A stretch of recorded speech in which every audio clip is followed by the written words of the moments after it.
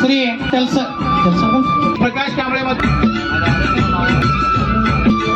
ಅಲಂಕರಿಸಿರ್ತಕ್ಕಂಥ ಹಿಂಗೋಲಿ ಜನಾನುರಾಗಿ ನಾಯಕರಂದ್ರ ಯಾಕೆ ಕರ್ಸ್ಕೋತಾರಂದ್ರ ಇಂಥ ಕೆಲಸಗಳ ಆದಾಗ.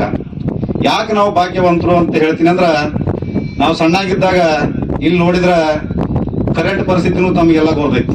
ಯಾಕಂದ್ರ ಈ ಸುತ್ತಮುತ್ತ ಹಳ್ಳಿಗೆಲ್ಲ ಒಂದ KV ದೈಗಳಿಗೆ, ಅದ್ರ ಜೊತೆ ನೀರ ಕೆನಾಲಕ್ಕೆ ಬಂದು ಅಂದ್ರ ಕರೆಂಟ್ಗೆ ಎಲ್ಲಾರು ಮೋಟರ್ ಹೋಗಿದೀವಿ ಅಂದ್ರೆ 5 ನಿಮಿಷಕ್ಕೊಂದ್ಸರಿ ಫೀಸ್ ಹೋಗ್ತಾವ, 5 ನಿಮಿಷಕ್ಕೊಂದ್ಸರಿ ಬಾಲ್ಟ್ ಆಗಿ ಕರೆಂಟ್ ಹೋಗ್ತಿತ್ತು.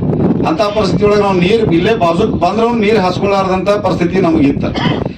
ಈಗ ಎಷ್ಟು ನಾವು ಭಾಗ್ಯವಂತರಪ್ಪ ಅಂದ್ರ, ಕೃಷ್ಣಾ ನದಿಯಿಂದ ಈ ಒಂದೇ ಯೋಜನೆ ಅಲ್ಲ, ಕರಿಮಸೂತಿ ಒಂದೇ ಯೋಜನೆ ಅಲ್ಲ, ಅಮ್ಮಾಜೇಶ್ವರಿ ನೀರಾವರಿಯಿಂದ ಈ ಪೂರ್ವ ಭಾಗದಲ್ಲಿ ಉಳಿದಿರ್ತಕ್ಕಂಥ ಎಲ್ಲ ಭೂಮಿಯನ್ನ ನೀರಾವರಿ ಮಾಡೋದ್ರ ಜೊತೆಗೆ ಸುಮಾರು ಈ ಅದರೊಳಗೂ ಉಳಿದಿರ್ತಕ್ಕಂಥ 9 ಹಳ್ಳಿಗಳನ್ನ ಈ ಕೆರೆ ತುಂಬ ಯೋಜನೆ ಒಳಗೆ ಅಳವಡಿಸಿಕೊಂಡು ಸಂಪೂರ್ಣ ಈ ಪೂರ್ವ ಭಾಗವನ್ನ ನೀರಾವರಿ ಮಾಡಿರ್ತಕ್ಕಂಥ ಶ್ರೇಯಸ್ ಯಾರಿಗಾದ್ರು ಸಲ್ಲಿದ್ರೆ ಅದು ಲಕ್ಷ್ಮಣನ ಸೌದಿ ಅವರಿಗೆ ಅಂತ ನಾನು ಹೇಳಿಕ್ಕೆ ಇಷ್ಟಪಡ್ತೀನಿ.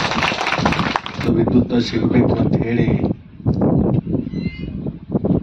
ಇವತ್ತು ಅನೇಕ ಕಡೆ ನಾವು ಹೊಸದಾಗಿ ವಿದ್ಯುತ್ ವಿತರಣಾ ಕೇಂದ್ರಗಳನ್ನು ಪ್ರಾರಂಭ ಮಾಡಿ ಇನ್ನೂ ಮಾಡಬೇಕಾಗಿರ್ತಕ್ಕಂಥದ್ದು ಇದೆ. ಈಗ ಸುಮಾರು 4 ವಿದ್ಯುತ್ ಕೇಂದ್ರಗಳನ್ನು ಮಂಜೂರಾತಿ ಮಾಡಿಕೊಂಡು 15 ದಿವಸದಲ್ಲಿ ಎಲ್ಲ ಕಾಮಗಾರಿಗಳನ್ನು ಪ್ರಾರಂಭ ಮಾಡ್ತೇವೆ.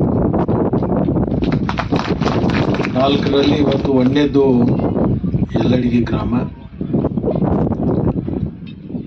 ಇನ್ನು 2ನೇದು ತೆಲಸಂಗ್ ಗ್ರಾಮ, 3ನೇದು ಸೌದಿ ಗ್ರಾಮ, 4ನೇದು ಸಂಕೋನಟ್ಟಿ ಗ್ರಾಮ.